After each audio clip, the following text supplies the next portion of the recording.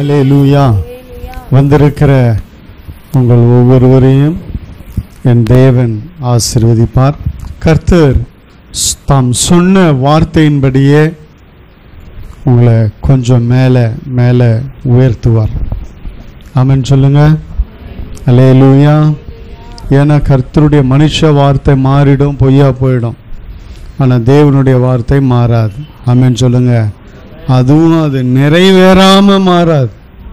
அது நிறைவேறும். நிறைவேறின பின்பு கர்த்தர் அந்த வார்த்தை அவரிடத்தில் திரும்பிப்போம். அவர் சொன்னது செய்யாம மறுபடியும் அவரிடத்தில் அவருடைய சமூகத்தில் திரும்பாது. ஆமென். அல்லேலூயா. எடுத்து எல்லாம் நமக்கு கொடுக்கப்பட்ட அந்த தீர்க்க தரிசனமான வார்த்தையை வாசிப்போம். ஏசாயா தீர்க்க தரிசன புஸ்தகத்தில் 40 இந்த வார்த்தையோடு இது முடியுது. 40வது அதிகாரம் 31வது வசனத்தை வாசிப்போம். கர்த்தருக்கு காத்திருக்கிறவர்களோ புது பலன் அடைந்து கழுகுகளைப் போல செட்டைகளை அடித்து எழும்புவார்கள். அவர்கள் ஓடினாலும் இளைப்படையார்கள், நடந்தாலும் சோர்ந்து போகார்கள். நிறைய நாட்கள்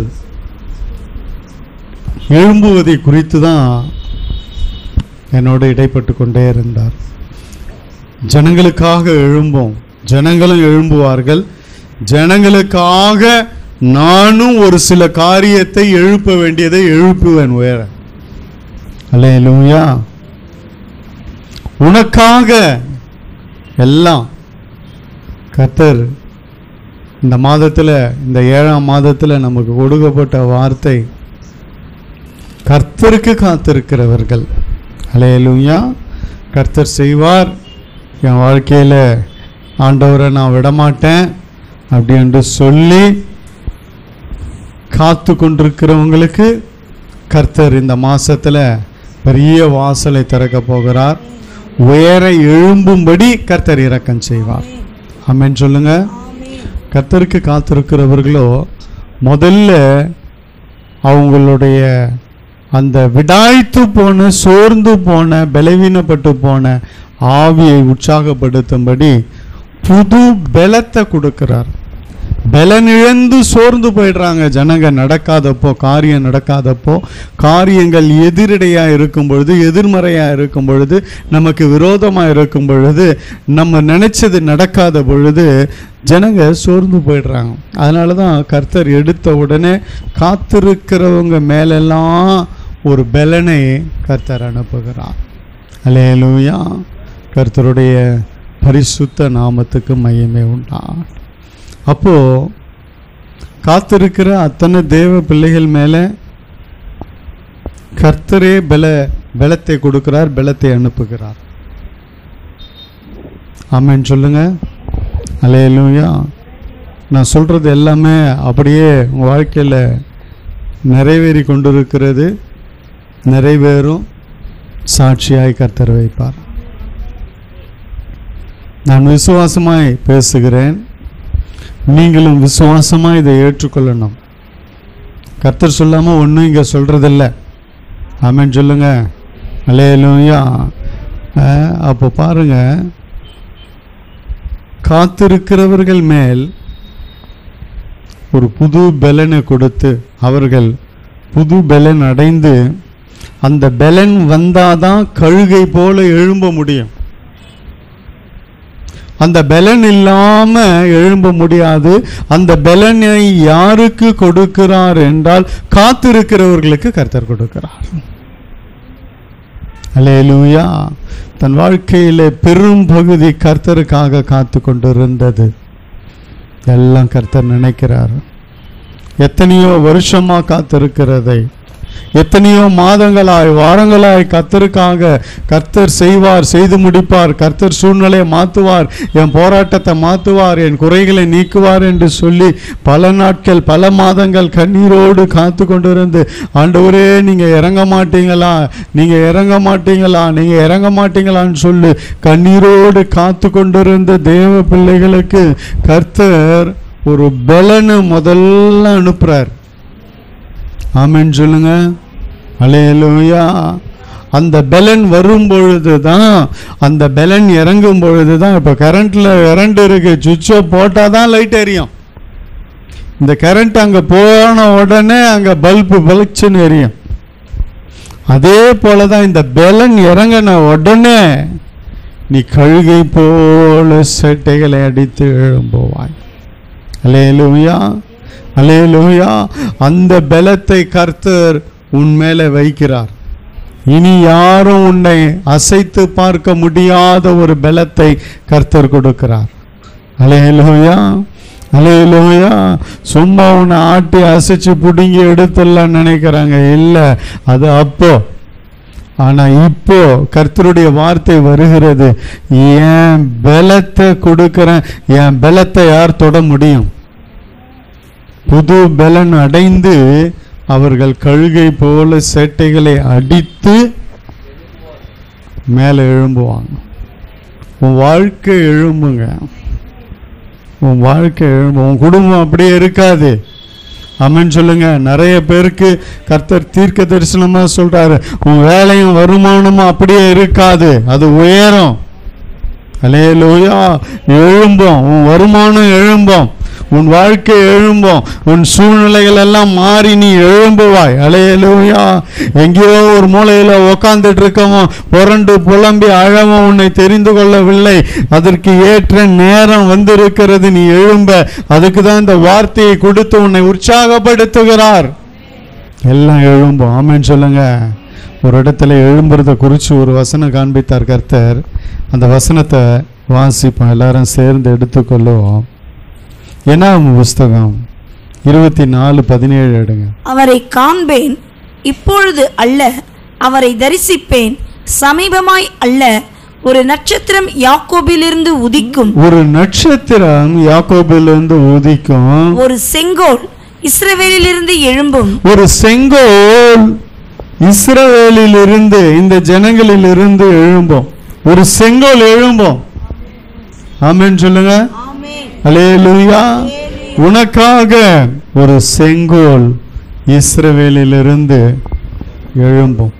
செங்கோல்னா உங்களுக்கு நல்லா தெரியும், அதிகாரத்தை குறிக்கிறது. அது யார் கையில் இருக்கும்? யார் கையில் இருக்கும்? தைரியமா சொல்லுங்க. ராஜா கிட்ட தான் இருக்கும், வேற யார்கிட்டயும் இருக்காது. அல்லேலூயா. அப்போ உன்னை எந்த ஸ்தானத்துக்கு எழும்ப பண்ண போகிறார் என்பதை தெரிந்து கொள். நான் விசுவாசிக்கிறேன், இங்க இருக்கிற அத்தனை குடும்பங்களையும் கர்த்தர் உயர்த்த போகிறார். அல்லேலூயா, அல்லேலூயா. அத்தனை குடும்பமும் எழும்பி நிற்கும். அல்லேலூயா.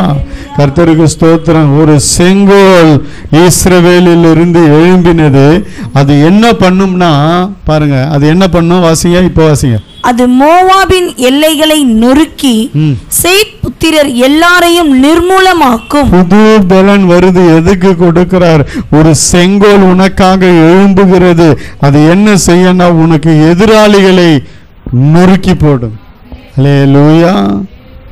நிர்மூலமாக்கும் எதிராளிகளை. உனக்காக கர்த்தர் ஒரு செங்கோலை எழும்ப பண்ணுவார். ஆமென் சொல்லுங்க. அல்லேலூயா. நான் ஏன் கொஞ்சம் வேகத்தை குறைச்சி பேசுகிறேன். நான் நிறைய ரெக்கார்டில் இப்போ நிறைய பேர் கேட்குறாங்க, அந்த சத்தம் அது நல்ல சத்தம், மகிமையின் சத்தம், அந்நிய பாஷையின் சத்தம். ஆனால் வார்த்தைக்கு தடையாக இருக்கக்கூடாது. அந்த சத்தம் கேட்டிங்களா? யாராவது? யாருமே கேட்கல. கேட்டுருந்தா எனக்கு வெளியாளுங்க ஃபோன் பண்ணுறாங்க. கேட்குறீங்களா? செய்தி கேட்குறீங்களா? கேளுங்க, திருப்பி கேட்கறதுல தப்பில்லை. திருப்பி திருப்பி கேளுங்க, அது ஒன்று ஆசீர்வதிக்கும். ரொம்ப கொஞ்சம் அந்நிய பாஷையில் பேசி அந்த துதிக்கிற தேவ சத்தம், அது எமோஷ்னல். அதாவது அந்த தேவ பிரச்சனை இறங்கும்போது அது சாதாரண இயல்பு, அது குறையோ தவறோ சொல்லக்கூடாது. ஆனாலும் தேவ வார்த்தை மற்றவங்களுக்கு கிளியராக கேட்கணும் இல்லை? அதனால தான் நான் கொஞ்சம் நானும் எமோஷ்னல் ஆகாமல் கொஞ்சம் பொறுமையாக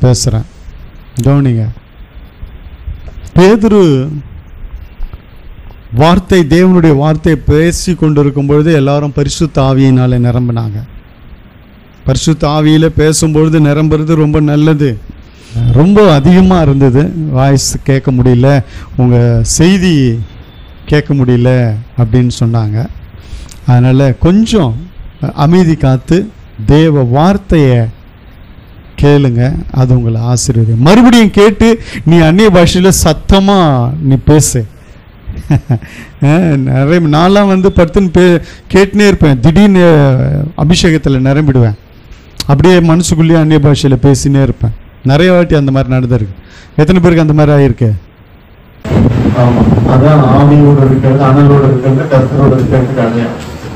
கவனிங்க, ஒரு செங்கோல் உனக்காக எழும்ப போகிறது.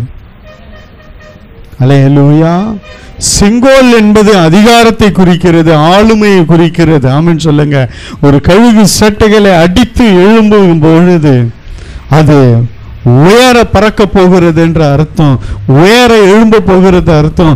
அது தன் கண்மலையாகிய சிகரத்துக்கு போக போகிறதுன்னு அர்த்தம், தன் இருப்பிடத்துக்கு போக போகிறதுன்னு அர்த்தம். அதனுடைய இருப்பிடம் எங்கன்றதை நான் ஒரு சில வசனங்களை சொல்லி சீக்கிரமாக முடிக்கிறேன். யோபு புஸ்தகத்தில் 39வது அதிகாரம் 28 வாசிங்க, முன் வசனத்தை வாசிங்க, அப்பதான் தெரியும். உன் கற்பனையினாலே கழுகு உயர பறந்து உயரத்திலே தன் கூட்டை கட்டுமோ? அது கண்மலையிலும் கண்மலையின் சிகரத்திலும் அரணான ஸ்தலத்திலும் தங்கி வாசம் பண்ணும். எங்க இருக்கும் அது? கண்மலையிலும். கண்மலை போன வாரம் அதான் சொன்ன, அது உயரமான இடத்துல இருக்கும். கண்மலையிலும் கண்மலை சிகரத்திலும் தான் அதனுடைய இருப்பிடம், கீழே கிடையாது. ஆமென் சொல்லுங்க. அல்லேலூயா. இனி இந்த லோக்கல் காரியமே கிடையாது, கீழவே கிடையாது. அல்லேலூயா. அது கண்மலையிலும் கண்மலையின் சிகரத்திலும் அரணான ஸ்தலத்திலும் தங்கி வாசம் பண்ணும்.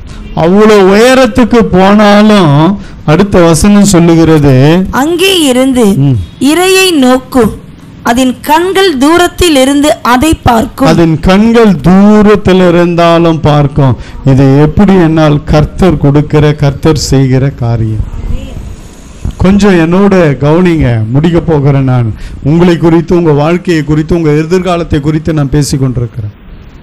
உங்கள் வருங்காரியங்களை குறித்து பேசிக்கொண்டிருக்கிறேன். உன் சந்ததியை குறித்து பேசிக்கொண்டு, உன் குடும்பத்தின் ஆசீர்வாதத்தை குறித்து நான் பேசிக்கொண்டிருக்கிறேன். உன் வாழ்க்கையின் உயர ஸ்தானத்துக்கு போகக்கூடிய காரியங்களை குறித்து நான் சொல்லி கொண்டிருக்கிறேன். அது எவ்வளவு உயர போனாலும் கீழே அத்தனையும் அதுக்கு தெரிஞ்சிடும். அல்லேலூயா. அல்லேலூயா. கீழே என்ன நடக்குது, என்ன சூழ்நிலை, யார் போகிறது, என்ன பண்ணுறது, எல்லாம் அதுக்கு தெரியும். ஆமென் சொல்லுங்க. நான் ஒரு வீடியோவில் பார்த்தேன், மேலே பறந்துட்டு இருக்கிற கழுகு தண்ணீருக்கு நேரம் அப்படியே வருது. எனக்கு பார்க்கறதுக்கு தண்ணி தான் தெரியுது, ஆனால் அது தண்ணிக்குள்ளே அப்படி அப்படி காலை விட்டு தூக்குச்சு. காலுக்குள்ள அவ்வளோ பெரிய மீன் தண்ணிக்கு உள்ளே இருக்கிறத எங்கே இருந்து பார்க்குது பாருங்க. அது அப்போ அதனுடைய பார்வையை கொஞ்சம் கவனிங்கள. இல்லை, ஆச்சரியமாக இருந்தது எனக்கு அந்த வீடியோ பார்க்கும்பொழுது. அங்கேருந்து மேலேருந்து அப்படியே சர்ன்னு வருதுங்க. அப்படியே வந்து அப்படி தண்ணியில் அப்படி டச் பண்ணி ஏறுது மேலே. திருப்பி மேலே ஏறும்போது பார்த்தா காலில் பிடிச்சிட்டு இருக்குது இவ்வளோ பெரிய மீன். தண்ணிக்குள்ளே இருக்கிறது கூட அவ்வளோ உயரத்தில் இருக்கிறது அதுக்கு தெரியுது. உன் தரிசனத்தின் வெளிப்பாடு. அல்லேலூயா. அல்லேலூயா. கர்த்தர் உனக்கு அப்பேற்பட்ட கிருபையை கொடுப்பார். ஆமென் சொல்லுங்க. தூரத்து பார்வை எது? வரும் காரியங்களை குறித்து அறிகிற அபிஷேகத்தின் பார்வை இது. ஆமென் சொல்லுங்க. அல்லேலூயா. வரும் நாட்களிலே என்ன நடக்க போகிறது நம்ம தூர பார்வைன்றாங்களே. மேலிருந்து அந்த கழுகுக்கு கிளீனா கீழே சின்ன ஒரு காரியம் போறது கூட தெரியும், கிளீனா தெரியும். அது பார்த்து கொண்டே இருக்கிறது. அதே போலதான் என்ன நடக்கிறது, தூரத்துல என்ன நடக்குது, கிட்ட என்ன நடக்குது, என்ன காரியம், எல்லாவற்றையும் நீ அறிந்து கொள்ளும்படி கர்த்தர் உதவி செய்வார். அல்லேலூயா. உன் இடம் எங்க? இங்க இல்ல. உன்னுடைய இடம் ஆவிக்குரிய வசனத்தின்படி, ஆவிக்குரிய காரியத்தின்படி சொல்லுகிறேன். உன் ஸ்தானம் உயர்ந்து விட்டது. உன் வாழ்க்கை குடும்பங்கள்லாம் உயர ஆரம்பிக்கப்பட போகிறது. அதுதான் அதனுடைய, அது கண்மலையிலும் கண்மலையின் சிகரத்திலும் அரணான ஸ்தலத்திலும் தங்கி வாசம் பண்ணும். கழுகு கீழிருந்து புறப்படுவது எதற்கு? மேலே போய் தங்கறதுக்கு. ஆமென் சொல்லுங்க. அல்லேலூயா. உன் ஸ்தானம் எங்க? இனிமேல்ட்டு நீ எங்க இருக்கணும்? மேலே உயர. அல்லேலூயா. உயர்வான இடத்துக்கு உன் வாழ்க்கையை கர்த்தர் கொண்டு போவார். ஆமென் சொல்லுங்க. அல்லேலூயா. உன் குடியிருப்பு, உன்னுடைய இடம் எல்லாம் இனிமேல்ட்டு ஆவிக்குரிய பிரகாரம் சொல்றேன், அது உயர்ந்ததா இருக்கும். ஆமென் சொல்லுங்க. அல்லேலூயா. கர்த்தருடைய பரிசுத்த நாமத்துக்கு மகிமை உண்டாகட்டும். மேலே இருந்தாலும் அதுக்கு தெரியும். அடுத்து அதே வசனம் ஏசியா 40:31, நீ நடந்தாலும் சோர்வடைய மாட்ட, நீ ஓடினாலும் இளைப்படைய மாட்ட. இதுதான் அடுத்து கடைசியாக உன் வாழ்க்கையில் நடக்க போகிறது. உன் வாழ்க்கை என்னும் பாதையில் நீ எத்தனையோ தடவை சோர்வடைந்து ஓட முடியாமல், உன் வாழ்க்கை என்னும் பாதையில் நடக்க முடியாமல் எத்தனையோ தடவை நீ பலவீனப்பட்டு சோர்ந்து போய் விடாய்த்து போய் உக்காந்து கொண்டிருந்ததை கர்த்தர் அறிவார். இனிமேல் அப்படி நடக்காது. ஆமென் சொல்லுங்க.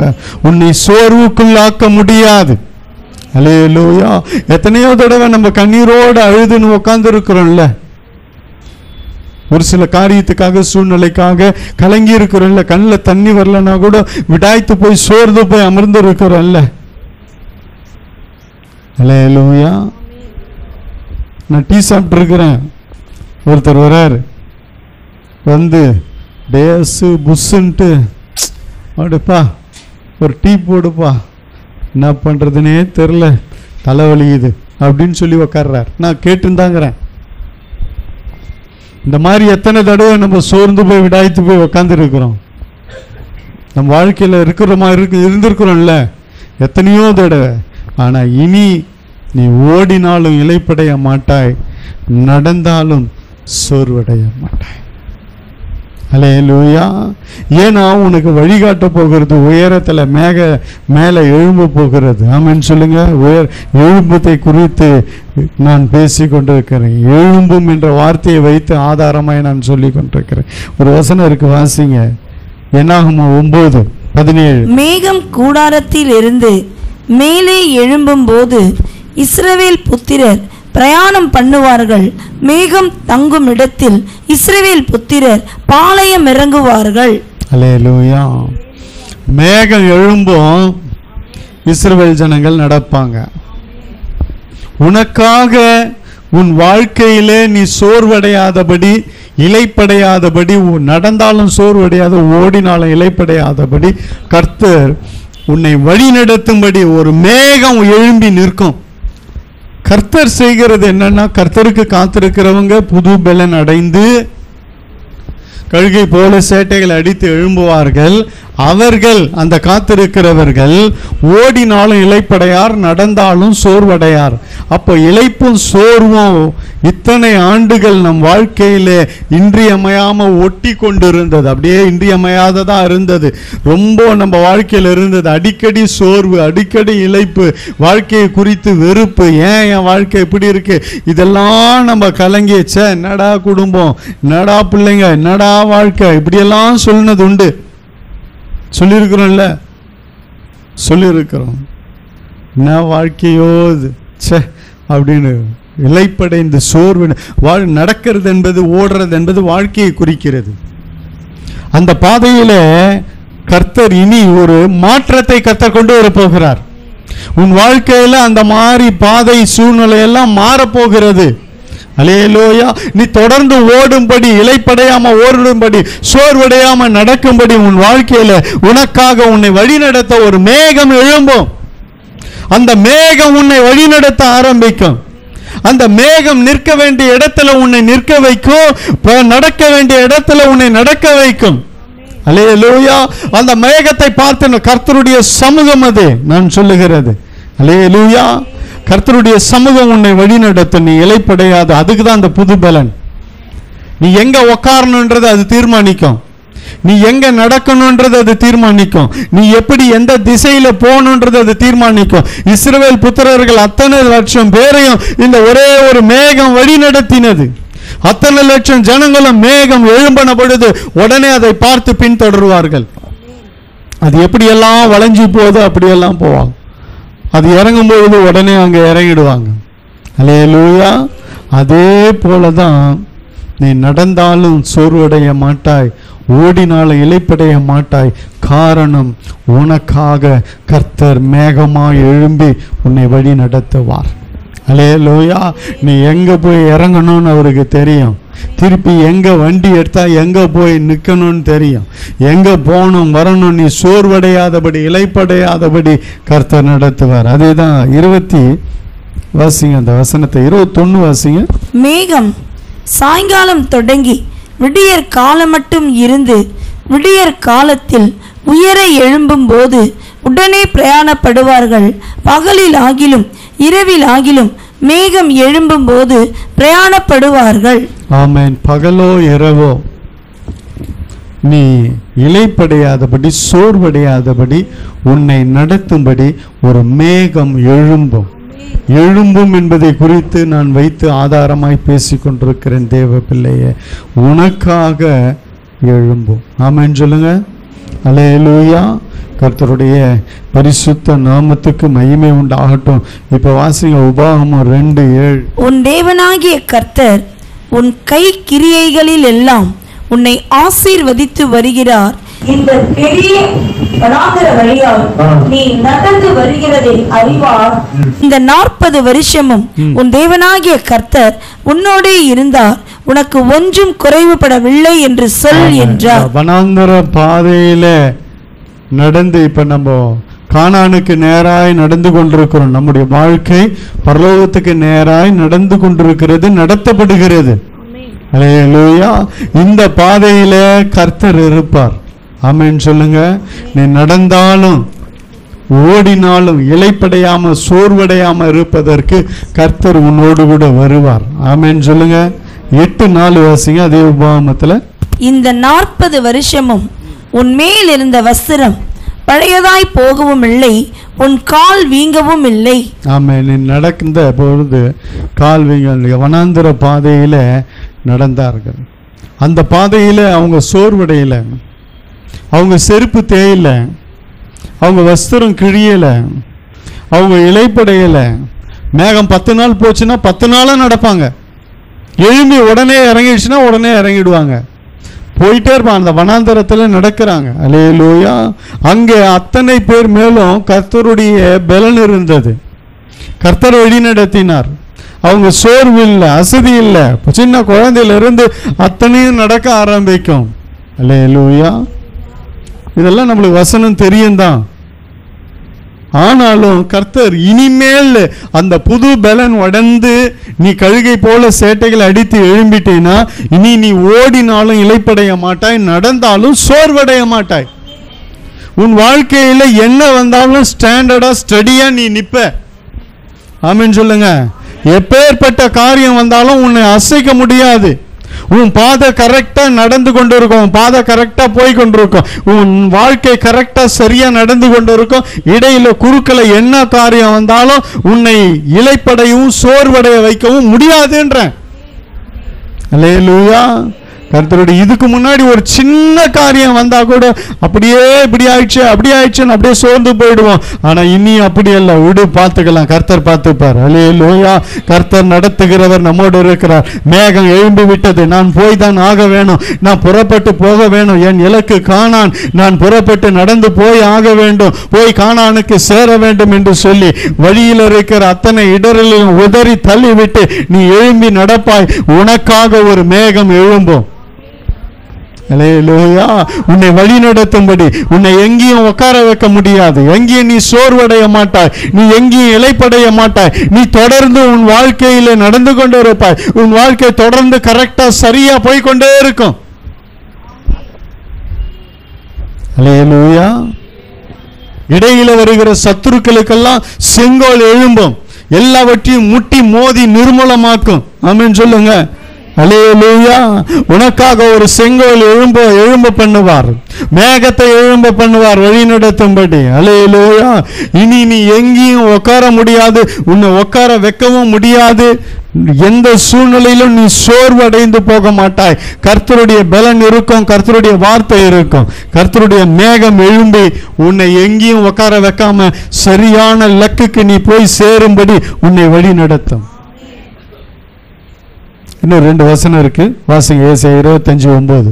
அக்காலத்திலே இதோ இவரே நம்முடைய தேவன், இவருக்காக காத்திருந்தோம், இவர் நம்மை ரட்சிப்பார், இவரே கர்த்தர், இவருக்காக காத்திருந்தோம், இவருடைய ரட்சிப்பினால் களிகூர்ந்து மகிழ்வோம் என்று சொல்லப்படும். ஆமென். அல்லேலூயா. இவருக்காக காத்திருந்தோம், இவர் நம்மை ரட்சித்தார், இவருக்காக காத்திருந்தோம், இவருடைய ரட்சிப்பினால் களிகூர்ந்து மகிழ்வோம் என்று சொல்லப்படும். அல்லேலூயா. உன் வாழ்க்கையில நீ காத்திருக்கும் பொழுது உனக்கு மகிழ்ச்சியை கர்த்தர் கொடுக்கிறார். அல்லேலூயா. காத்திருக்கிறவர்கள் களிகூர்ந்து மகிழும்படி கர்த்தர் செய்வார். அல்லேலூயா. எத்தனையோ வருஷம் நீ காத்து கொண்டிருந்தாய், கர்த்தர் செய்வார். கர்த்தர் என் வாழ்க்கையில் இடைப்படுவார், கர்த்தர் என் குடும்பத்தை மாற்றுவார். ஒருவேளை கணவன் சரியில்லைனா கணவன் சரி, இப்போ மனைவி சரியில்லைனா மனைவி, பிள்ளைகள் சரியில்லைனா பிள்ளைகள், இப்படி எத்தனையோ காரியத்தில் காத்து கொண்டு இருந்தோம். பொருளாதாரத்தில் காத்து கொண்டு இருந்தோம், இப்படி நிறைய காரியம் காத்து கொண்டு இருந்தோம். எல்லாம் கர்த்தருக்காக காத்திருந்தபடியாலே கர்த்தர் நான் இறங்கி எல்லாத்தையும் சரி பண்ணுவேன் என்று கர்த்தர் எல்லாத்தையும் சரி பண்ணி உன்னை மகிழ்ந்திருக்கும்படி, களிகூர்ந்து மகிழ்ந்திருக்கும்படி கர்த்தர் செய்வார். இன்னொரு வசனம் இருக்கு, 30:18 வாசிங்க. ஏசாயா 30:18. ஆனாலும் உங்களுக்கு இறங்கும்படி கர்த்தர் காத்திருப்பார், உங்கள் மேல் மனதுருகும்படி எழுந்திருப்பார். கர்த்தர் நீதி செய்கிற தேவன், அவருக்கு காத்திருக்கிற அனைவரும் பாக்கியவான்கள். அல்லேலூயா. எல்லாம் எவ்வளோ பெரிய மகிமையான வார்த்தையை கர்த்தர் நமக்கு கொடுத்துருக்கிறாருங்க. கர்த்தர் கொடுத்திருக்கிறார் உனக்காக, எனக்காக. கர்த்தருக்கு காத்திருக்கிற அனைவரும் பாக்கியவான்கள். உங்களுக்காக இறங்கும்படி கர்த்தர் காத்திருப்பார், உங்கள் மேல் மனதிருக்கும்படி கர்த்தர் எழுந்திருப்பார். அல்லேலூயா. கர்த்தர் தேவன் எழுந்தருளினார், சத்துருக்கள் சிதறடிக்கப்பட்டு போனார்கள். உனக்காக நீ எழும்புவது மாத்திரமல்ல, உனக்காக கர்த்தர் எழும்புவார். அல்லேலூயா. உனக்காக கர்த்தர் எழும்புவாருங்க, உனக்காக கர்த்தர் எழும்புவார். எல்லாம் கண்களை மூடும், நிச்சயமா நீ எழும்புவாய். நீ அப்படியே இருக்க மாட்டாய், கழுகை போல சேட்டைகளை அடித்து எழும்புவாய். உன் இடம் இங்கல்ல, உன் இடம் இதல்ல. கண்மலை சிகரம், உயர்ந்த இடம், உயர்ந்த இடத்துல இந்த கழுகு வாசம் பண்ணும் என்று வேதத்தில் வாசிச்சு, உயரமான உயரமான உயரமான இடத்துக்கு உன்னை கொண்டு போவார். கீழே பற்றி உனக்கு கவலை இல்லை, கீழே என்ன நடக்கிறது என்ன என்று எல்லாம் கர்த்தர் உனக்கு வெளிப்படுத்துவார். தேவ பிள்ளையே, நீ பார்க்கும்படி செய்வார். அல்லேலூயா. இந்த பூமிக்குரிய காரியங்களை குறித்து நீ தூரத்தில் இருந்து ஆவிக்குரிய கண்களிலே பார்த்து அறிந்து கொள்ளுவாய். அல்லேலூயா. அதை வைத்து உன்னால் தீர்மானித்து காரியங்களை செயல்படுத்த முடியும். ஆனால் கர்த்தர் ஒன்னே ஒன்று தான் சொல்லுகிறார், நீ எழும்பித்தான் ஆக வேண்டும். நான் உன்னை விடமாட்டேன், அப்படியே நீ எழும்பணும். அல்லேலூயா. உன்னை நான் எழும்ப பண்ணுவேன் என்று கர்த்தர் சொல்லுகிறார். நீ உயர எழும்பணும், மேலே சிறகடித்து பறக்கணும், உன் ரெக்கைகளை அடித்து எழும்பு. அல்லேலூயா. கர்த்தருக்கு காத்திருக்கிறவர்களோ புது பலன் அடைந்து கழுகை போல சேட்டைகளை அடித்து எழும்புவார்கள். கழுகுகளை போல, கழுகுகளை போல, கழுகுகளை போல, கழுகுகளை போல சேட்டைகளை அடித்து எழும்பு எழும்புவார்கள். சேட்டைகளை அடித்து எழும்பும்படி உன்னை செய்வேன். தேவ பிள்ளையே, நீ எழும்புவாய். நீ ஓடினாலும் இளைப்படைய மாட்டாய், நடந்தாலும் சோர்வடைய மாட்டாய். உன் வாழ்க்கையிலே எத்தனை சோர்வுகள், உன் ஓட்டத்தில் எத்தனை பலவீனங்கள், உன் ஓட்டத்தில் எத்தனை காரியங்கள், உன் பயணத்தில், உன் வாழ்க்கை என்னும் பயணத்தில் நீ நடக்கும் பொழுது எத்தனை தடவை தடுக்கி விழுந்திருக்கிறாய். இனி நீ அது நடக்காது. நீ ஓடினாலும் இளைப்படைய மாட்டாய், நடந்தாலும் சோர்வடைய மாட்டாய். உன்னை சோர்வுக்குள்ளாகுகிற காரியங்களை எல்லாம் விட்டு அதுக்கு தான் உன்னை உயர கொண்டு போகிறேன். கீழே உலகத்துல சோர்வு இருக்கிறது, உலகத்துல பலவீனங்கள் இருக்கு, உலகத்துல போராட்டங்கள் இருக்கு. ஆனா இதுல இருந்து நீ எழும்ப வேணும். இதுலயே இருக்கிறாய், நீ எழும்ப வேணும், நீ எழும்ப வேணும். கழுக, நீ எழும்பு. இந்த உலகத்தை விட்டு எழும்பு, இந்த பூமியை விட்டு எழும்பு, நீ இருக்கிற இடத்தை விட்டு எழும்பு. உலகத்துல எல்லாம் இருக்கு, ஆனா அது உன்னை உட்கார வைத்திருக்க முடியாது. உன் இடம் கண்மலை, உன் இடம் சிகரம். நீ தங்கி வாசம் பண்ணக்கூடிய இடம் உயரமான இடம், இந்த பூமியில அல்ல, கீழே அல்ல. உன்னை உயர உயர உயர உயர எழுப்ப வேண்டும் பிள்ளைய. நீ எழும்பு. இனி உன்னை உட்கார வைக்க முடியாது, உன்னை படுக்க வைக்க முடியாது, உன்னை சோர்வுக்குள்ளாக்க முடியாது, உன்னை பலவீனப்படுத்த முடியாது. ஐயோ என்னால முடியலையே என்று இனி உன் வாயில இந்த வார்த்தை வராது. தேவ பிள்ளையே, இனி என்னால நடக்க முடியலையே, என் வாழ்க்கையில நான் என்ன செய்வேன் என்ற வார்த்தைக்கு இனி இடமே இல்லை. நீ எழும்பி பறக்கும்படி, சிறகடித்து எழும்பும்படி கர்த்தர் உன்னை தெரிந்து கொண்டார். கர்த்தர் அதற்காக தான் உன்னை தெரிந்து கொண்டார். பூமிக்குரிய காரியங்கள் இனி உன்னை ஒன்றும் பண்ண முடியாது. நீ மேலே எழும்பிட்டா உன்னை யாரும் தொடவும் முடியாது, பின்தொடரவும் முடியாது. தேவ பிள்ளையே, கண்மலையின் சிகரங்களிலே தங்கி வாசம் பண்ணுகிற கழுகு நீ. கர்த்தர் நிச்சயமாய் எழுப்புவார். நன்றி ஆண்டவரே, நன்றியோடு துதிக்கிறோம். தொடர்ந்து கர்த்தர் நடத்தும் எல்லா துதிகள் மகிமை மக்கள் எடுக்கிறோம். இயேசுவின் மூலம் பிதாவே.